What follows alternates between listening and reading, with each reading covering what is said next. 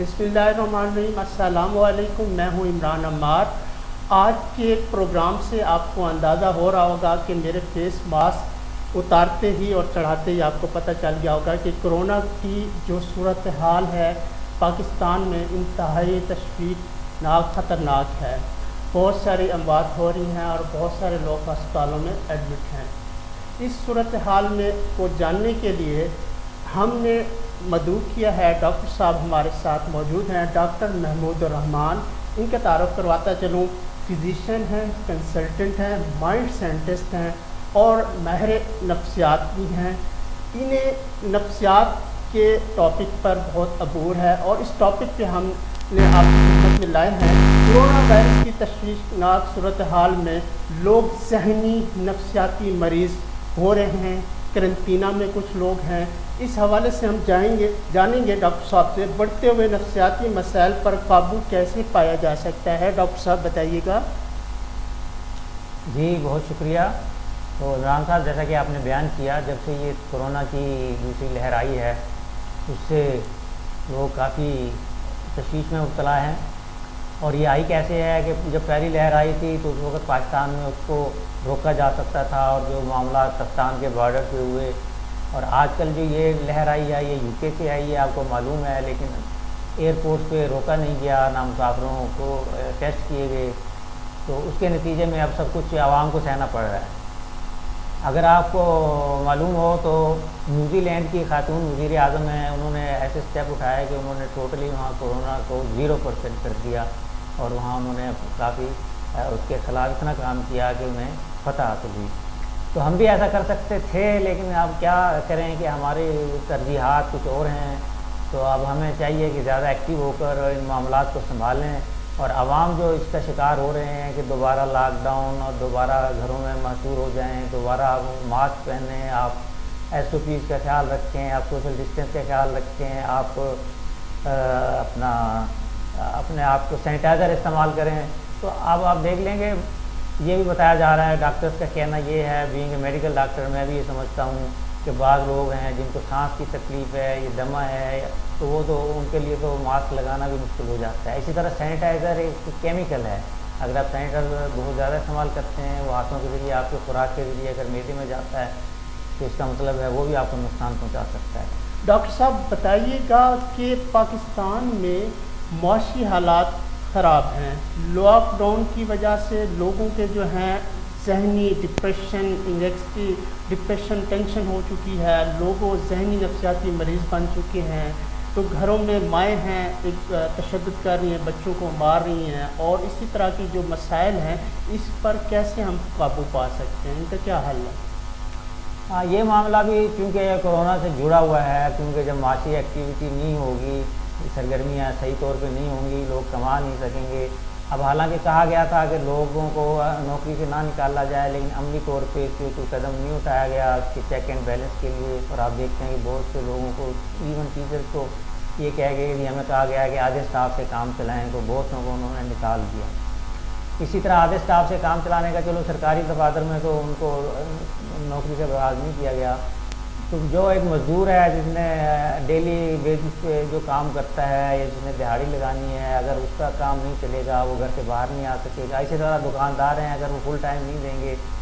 अब आप ये देखें कि अब जो ये रखा कि पाबंदी रखी गई है कि हफ्ता और जुमा दोनों दिन कारोबार बंद होगा, तो उसके नतीजे में इतवार को जब कारोबार खुलता है तो इतना रश बढ़ जाता है मार्केट में कि उससे भी कोरोना फैलने के काफ़ी इम्कान होते हैं।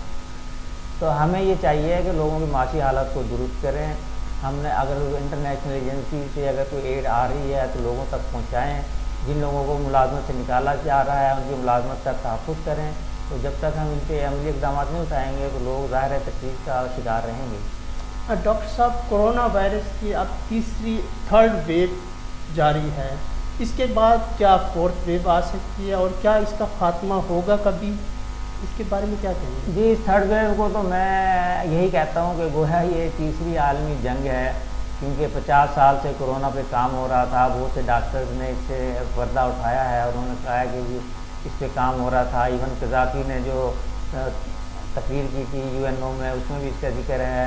پھر صدام حسین کی بھی ایک ویڈیو جو لیک ہوئی، اس میں بتایا گیا کہ وہ اپنے آرمی کے آفیسر کو اور جنرل کو بتا رہے ہیں کہ ہمیں دھمکی دی گئی ہے کہ ہم کورونا چھوڑ دیں گے۔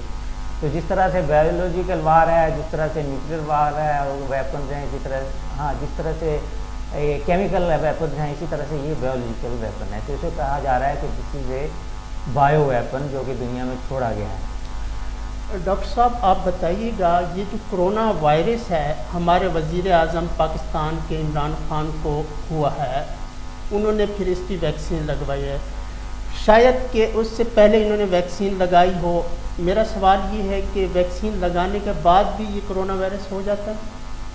جی، اس کا امکان ہے، ویکسین لگانے کے بعد بھی ہو جاتا ہے، اور اگر پہلے سے جراثیم موجود ہوں، اور ایون اگر آپ کا مزاحمتی نظام کمزور ہے تو کورونا کے اندر جو آپ کو دیا جاتا ہے انجیکشن، اس کی وجہ سے بھی کورونا ہو سکتا ہے بعض کیسز میں۔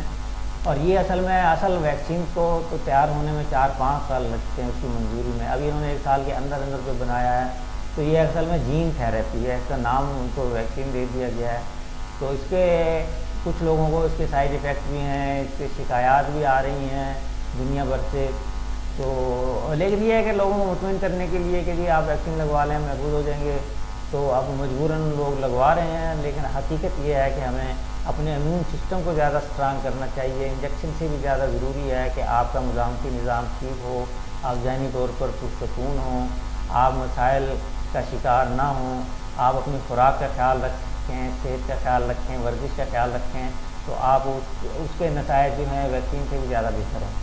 ڈاکٹر صاحب، بھوک سے، غربت سے لوگ مر رہے ہیں، اس کے ساتھ ہی اگر نہیں بھی مر رہا ہے تو وہ اپنے آپ کو وزیر اعظم پارلیمنٹ کے سامنے سوسائڈ کرتے ہیں، جو کہ ریسنٹلی ابھی ایک شخص نے کیا، پیمس میں داخل ہو گیا اور اس کی موت ہو چکی۔ یہ جو سوسائڈ کرتے ہیں، خودکشی کرتے ہیں، اس پر ہم کیسے قابو پا سکتے ہیں؟ نفسیاتی طور پر کس طرح ہم یہ میسیج دے سکتے ہیں اپنے ناظرین کو؟ اصل میں یہ زیادہ تر ڈپریشن کے نتیجے میں ہوتا ہے۔ تو جب ایسے معاملات ہوں، معاشی معاملات ایسے ہیں، معاشرتی معاملات ایسے ہیں، گھریلو حالات ایسے ہیں، تو اس سے تنگ آ کر لوگ ایسا کرتے ہیں جو کرتے ہیں۔ تو یہ ایک انتہائی اقدام ہے جو کہ واقعی نہیں ہونا چاہیے، لیکن اس کو کہا جاتا ہے کہ دس از اے کرائی فار ہیلپ، کہ اصل میں یہ ان کی ایک پکار ہوتی ہے، وہ گویا مدد کے لیے پکار ہوتے ہیں، لیکن وہ جو اسٹیپ اٹھاتے ہیں وہ غلط ہے۔ اس سلسلے میں ہمیں لوگوں کی کاؤنسلنگ کی ضرورت ہے، ان کو بتانے کی ضرورت ہے، اویئرنیس پھیلانے کی ضرورت ہے، اور ان حالات کو ایسے سازگار بنانے کی ضرورت ہے کہ لوگ ایسے قدم نہ اٹھائیں۔ حکومت پاکستان کو کیا کرنا چاہیے؟ کیا اقدامات کرنے چاہیے؟ اب تک جو انہوں نے اقدامات کیے ہیں، کیا آپ اس سے مطمئن ہیں؟ اس کے بارے میں کیا کہیں گے؟ اصل میں ہمارے جو حکومت اقدامات کر رہی ہے وہ دنیا کو فالو کرتے ہوئے آنکھیں بند کر کے وہ کر رہے ہیں۔ تو ہمیں چاہیے کہ وہ لکیر کے فقیر بننے کے بجائے خود اپنا دماغ استعمال کریں۔ اب آپ نے دیکھا کہ دوسرے ملکوں میں بھی جب وہ لاک ڈاؤن کے دوران یا اس کے بعد اسٹور کھولے گئے تو لوگوں نے وہاں حملہ کر دیا، وہاں لوٹ مار بھی ہوئی، وہاں اتنا رش ہوا کہ وہ کورونا مزید پھیلنے کے امکانات ہوئے۔ تو ہمیں ایسا چاہیے کہ ہم یہ ضروری، اب اگر مثلاً کہہ رہے ہیں کہ ہم ہفتہ اتوار کو ہم ٹرانسپورٹ بند رکھیں گے، اس کے نتیجے میں اب ظاہر ہے جو دوسرے دن ہیں اس میں ٹرانسپورٹ پہ لوگوں کا رش بڑھ جائے گا اور اس سے کورونا پھیلے گا۔ اس طرح اگر آپ کہتے ہیں کہ جی ہم جو ہے یہ جمعہ ہفتہ آپ شاپ بند رکھیں یا اس کی ٹائمنگ کم کر دیتے ہیں کہ آپ 6 بجے دکانیں بند کر دیں، تو جتنی ٹائمنگ کم رکھیں گے اتنی لوگوں کا رش دکانوں پہ بڑھے گا۔ اور اب جب کہ اب عید نے آنا ہے، اب رمضان کی لوگوں نے خریداری کرنی ہے، تو ان معاملات کو سامنے رکھتے ہوئے ہمیں چاہیے کہ زیادہ سے زیادہ لوگوں کو جو ہے ٹائم دیں کہ وہ اپنا کاروبار کر سکیں۔ اچھا ڈاکٹر صاحب، یہ کیا ایک نفسیاتی ہم بات کرتے ہیں، ہفتہ اتوار کے دن چھٹی کا دن ہوتا ہے، کورونا اس ٹائم چھٹی پر ہوتا ہے کیا؟ ہاں، یہی تو لوگ یہی سوال کرتے ہیں کہ بھئی یہ آپ 6 بجے کے بعد وہ کورونا حملہ آور ہو جائے گا، تو 6 بجے آپ دکانیں بند کرنے کہہ رہے ہیں۔ تو یہ اصل میں اب کچھ نہ کچھ انہوں نے کرنا ہوتا ہے۔ اب دیکھیں کہ اب معاملات ہمارے کوئی جلوس ہے تو جی لوگ موبائل فون بند کر دو، انٹرنیٹ بند کر دو، ان کے نتیجے میں تکلیف عوام کو ہو رہی ہے۔ نفسیاتی ڈاکٹر صاحب، یہی بات میں آپ سے پوچھ رہا ہوں، انسان جو ہے وہ نفسیاتی مریض بن کے رہ جاتا ہے کہ جب لاک ڈاؤن ہو جائیں یا اس طرح سگنلس ہوں یا جلسے جلوس ہڑتال کچھ بھی ہو رہا ہو نا، تو ایک تو ان کا نیٹ ورک بند ہو جاتا ہے، رابطے نہیں ہوتے اپنے رشتہ داروں سے، احبابوں سے، دوستوں سے، ایک تو یہ نفسیاتی پہلو ہو رہا ہوتا ہے، اور دوسرا جو ابھی یعنی کہ مارکیٹس بند ہو جاتی ہیں، ٹرانسپورٹ بند ہو جاتے ہیں، جس طرح آپ نے بتایا کہ رش ہو جاتا ہے، تو یہ نفسیاتی مسائل سے پھر کس طرح نپٹیں؟ یہی بات میں بتا رہا ہوں کہ حکومت تو اپنی کارکردگی شو کرنے کے لیے ایسے اقدامات اٹھاتی ہے، اس سلسلے میں انہیں ڈاکٹروں سے مشورہ کرنا چاہیے۔ میں خود ایک میڈیکل ڈاکٹر ہوں، لیکن میں سمجھتا ہوں کہ ڈاکٹروں کو انہوں نے بیک فٹ پہ کر دیا ہے، اور ایڈمنسٹریشن نے سارے جو ہے نا وہ اختیارات لے لیے ہیں۔ اب ایک ڈاکٹرز کا جو ہے وہ ٹمپریچر ایک بینک کا ایک گارڈ جو ہے وہ چیک کر رہا ہوتا ہے، تو انہوں نے ڈاکٹروں سے گویا اختیارات چھین لیے ہیں۔ یہ ایک ایسے معاملات ہیں جنہیں ہمیں سیاسی طور پہ اور سماجی طور پہ غور کرنا چاہیے، اور جو واقعی جو ڈاکٹرز ہیں مشورہ دینا چاہتے ہیں ان کے مشورے کو بھی وہ مانیں اور تسلیم کریں۔ ڈاکٹر صاحب، آپ نے بتایا ہے کہ ایک طرف تو لوگ ویکسین کی طرف جا رہے ہیں، میڈیکل جو ہیں ادویات ہیں اس کی طرف جا رہے ہیں، دوسری طرف جو ان کا اصل مسئلہ ہے نفسیاتی سائیکالوجی، تو انہیں کیا سائیکالوجسٹ سے رجوع کتنا کرنا چاہیے، کیا کرنا چاہیے؟ اصل میں ہر سائیکالوجسٹ کے پاس تو لوگوں کو اپروچ بھی نہیں ہے، اس کے علاوہ بھی ہمارے لوگ سمجھتے ہیں کہ شاید سائیکالوجسٹ کے پاس جانا کا مطلب یہ ہوگا کہ لوگ سمجھیں گے اسے کوئی دماغی خرابی ہو گئی ہے، حالانکہ ایسا نہیں ہے۔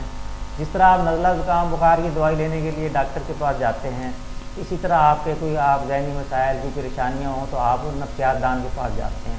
اب ماشاءاللہ ہمارے ملک میں کافی لوگ اس شعبے میں آگے ہیں، خاص طور پہ خواتین بہت سی ہیں جو یونیورسٹیوں سے کر رہی ہیں ڈگری، تو ہمیں واقعی ان سے مدد لینی چاہیے۔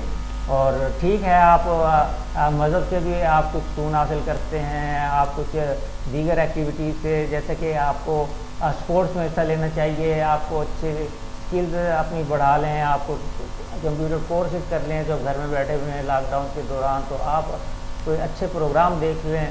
تو یہ آپ جو وقت ہے اس سے فائدہ اٹھاتے ہوئے آپ اس کو کام میں لائیں اور اپنے جو اسکلز کو بڑھائیں، اور اس سے آپ کے تاکہ معاشرے میں پازیٹیوٹی پیدا ہو، اور بجائے اس کے کہ ہم پریشان رہیں اپنے کام کو اپنے وقت کو استعمال کریں۔ ڈاکٹر محمود الرحمان صاحب، آپ ہمارے اسٹوڈیو میں تشریف لائے، آپ کا بہت بہت شکریہ، آپ نے قیمتی وقت ہمارے لیے نکالا۔ اور ناظرین ہیں، آپ کو جو ڈاکٹر صاحب عمدہ مشورے اور تجویز دے رہے تھے ان پر عمل کریں، اور جن کو بھی کوئی مسائل ہیں نفسیات کے یا اسی طرح کے، وہ ڈاکٹر صاحب سے رجوع کر سکتے ہیں۔ پروگرام کا وقت ختم ہوتا ہے، مجھے اجازت دیجیے گا۔ اللہ